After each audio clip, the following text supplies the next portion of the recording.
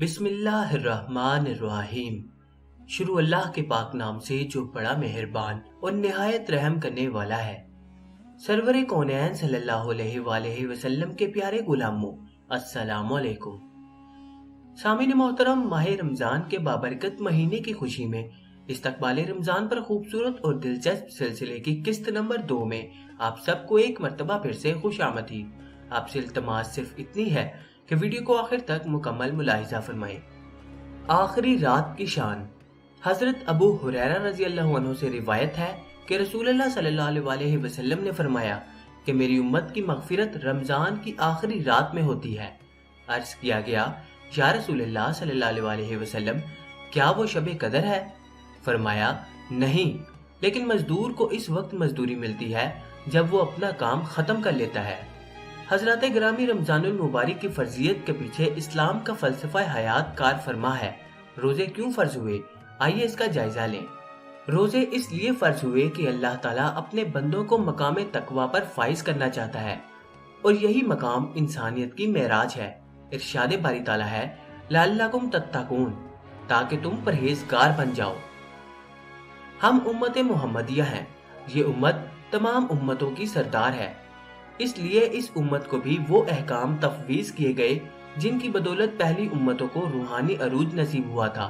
ان میں روزہ اہم رکن ہے، جیسا کہ اللہ تعالیٰ کا ارشاد ہے کہ تم پر روزے فرض کیے گئے جیسے تم سے پہلوں پر فرض کیے گئے تھے۔ اسلام کے نظام عبادت کے ہر رکن میں اجتماعیت کا عنصر پوشیدہ ہے۔ نماز کو لیجئے، حج کو لیجئے، کیسی اجتماعیت، کیسی مساوات، کیسی یگانگت ہے۔ روزہ بھی ان ثمرات سے لبریز ہے کہ سب دنیا کے مسلمان ایک مہینے میں ایک خدائی رضا اور رسول اللہ صلی اللہ علیہ وسلم کی خوشنودی کے لیے دن بھر بھوک اور پیاس برداشت کرتے ہیں۔ یہ اجتماعیت مساوات یگانگت کے فروغ کا حسین ذریعہ ہے۔ روزے سے تزکیہ قلب، تصفیہ نفس اور زندگی کا نظم و ضبط اور نگاہ کی طہارت مقصود ہے۔ روزہ مسلمان کے اندر عشق حقیقی کا جذبہ بیدار کرتا ہے کہ بندہ اپنے مولا کے لیے اپنی ہر آرزو کو قربان کر دیتا ہے۔ عاشق کا اپنا کوئی پروگرام نہیں ہوتا، وہ تو محبوب کے اشارے کا منتظر رہتا ہے۔ وہ کہتا ہے کھانا چھوڑ دے، پینا چھوڑ دے، وطن چھوڑ دے، خاندان چھوڑ دے، بلکہ اپنے آپ کو چھوڑ دے۔ وہ سب کچھ چھوڑ دیتا ہے۔ سب کچھ چھوڑنے کا اجر کیا ہے؟ جس کی خاطر سب کچھ چھوڑا ہے وہ اسے اپنا لیتا ہے، اور یہی محبت کا عروج ہے۔ ایک روایت ایسے بھی ہے کہ اللہ فرماتا ہے، روزہ میرے لیے ہے اور میں ہی اس کی جزا ہوں۔ گویا روزہ وصل محبوب کا پیش خیمہ ہے۔ روزے سے ہمدردی، غم گساری پیدا ہوتی ہے، درد دل کی دولت نصیب ہوتی ہے۔ بندہ بندوں کے حقوق اور اپنے فرائض کا عرفان حاصل کرتا ہے، اور انسانی معاشرے کی ہزاروں اقدار کی حرمت محفوظ ہو جاتی ہے۔ روزہ انسان کو اخلاق رذیلہ سے بچاتا ہے۔ یہ ڈھال ہے، ڈھال کا کام ہے بچانا، شیطان کا حملہ ہو یا نفس کا، اس کے آگے ہر حملہ ناکام ہو جاتا ہے۔ یہی وجہ ہے کہ حضور علیہ الصلوۃ والسلام نے فرمایا کہ جس نے جھوٹی بات نہ چھوڑی اور اس پر عمل نہ چھوڑا تو اللہ کو کوئی حاجت نہیں کہ وہ کھانا پینا چھوڑے۔ گویا روزے کا تقاضا ہے کہ آدمی برے کاموں سے عملی توبہ کرے۔ نیز حدیث پاک ہے، کچھ روزے دار ہیں جن کو روزہ سوائے بھوک اور پیاس کے کچھ بھی نہیں دیتا۔ اس حدیث سے بھی انسان کو روزے کے مقاصد کا بخوبی علم حاصل ہو جاتا ہے کہ اللہ اور اس کے پیارے رسول صلی اللہ علیہ وسلم اس سے کیا چاہتے ہیں۔ تمام حکماء اور اتباع اس پر متفق ہیں کہ کم کھانا انسانی صحت کے لیے بہت اہم ہے۔ بسیار خوری انسان کو موذی امراض میں مبتلا کر دیتی ہے۔ روزہ انسان کو صحت و تندرستی کی دولتیں عطا کرنے آتا ہے۔ روزہ صبر و حلم کی تعلیم دیتا ہے۔ انسان کے غصے کو ختم کر کے اسے برداشت فروتنی، انکساری اور منکسر المزاجی کی صفات سے مزین کرتا ہے، اور روزہ رکھنے والا دوسروں سے ممتاز ہونا چاہیے۔ اسلام کا یہ خصوصی وصف ہے کہ وہ ایک حکم کا نعم البدل بھی بیان کرتا ہے۔ مثلا جس آدمی کے پاس طاقت و استطاعت نہ ہو، اس پر حج فرض نہیں، تو کیا وہ کبھی حج کے ثواب سے مالا مال نہیں ہو سکتا؟ یہ محرومی اسلام کے دامن سے وابستہ نہیں۔ فرمایا، وہ نظر محبت سے ماں کے چہرے کو دیکھ لے، اسے حج مبرور کا ثواب مل جائے گا۔ اسی طرح جس نوجوان کے پاس نکاح کی استطاعت نہیں، اس کے لیے روزہ نعم البدل ہے جو اسے شہوانی طوفانوں، नफसानी आंधियों और शैतानी हमलों से महफूज रखेगा। इस्लाम में रंगो नस्ल, जुबानो लिबास के बुतों की कोई गुंजाइश नहीं। सब इंसान आदम से बने और आदम मट्टी से बने। सबका खून एक है, खून का रंग एक है। लिहाजा ये नस्ली तासुबात और जाती रवाजात इस्लाम की रूह के सरासर खिलाफ है। इस्लाम तो परहेजगार को मुकाम बुलंद पर फाइज करता है। इस फरमान की रोशनी में कहा जाता है कि जो नमाजी है और वो गांव के बेनमाज चौधरी से अफजल है। रोजा सब इम्तियाजात को खत्म कर देता है, खलूस और ललहियत के वलवले परवान चढ़ाता है। सामीन मोहतरम, अब रमजानुल मुबारक के चंद मसाइल व अहकाम अहादीस मुबारका की रोशनी में पेश किए जाते हैं। रमजान के लिए शबान के चांद का हिसाब रखो। रोजा ना रखो जब तक रमजान का चांद ना देख लो, और इफ्तार ना करो हत्ता के चांद देख लो। अगर तुम पर अबर की वजह से चांद छुप जाए तो महीने का अंदाजा लगा लो। जो शक के दिन रोजा रखे, इसने अबुल कासिम सल्लल्लाहु अलैहि वसल्लम की नाफरमानी की। सहरी खाओ कि सहरी खाने में बरकत है।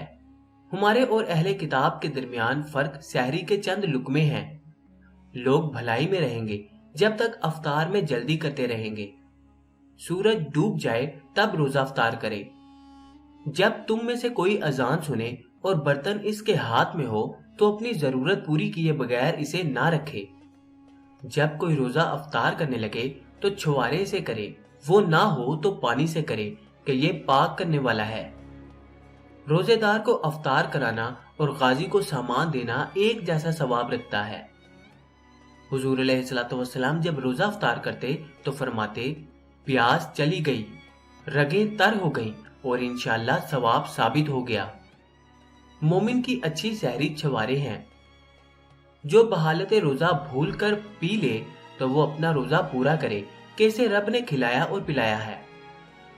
रोजा तोड़ने की सूरत में हुक्म आम है कि गुलाम आजाद करे, 2 माह के मुसलसल रोजे रखे या 60 मस्कीनों को खाना खिलाए। हुजूर अलैहिस्सलातु वस्सलाम ने जवान को रोजे की हालत में बोसो कनार से मना फरमाया। जिसे रोजे की हालत में कै आ जाए तो इस पर कजा नहीं, जो जानकर कै करे वो कजा करे।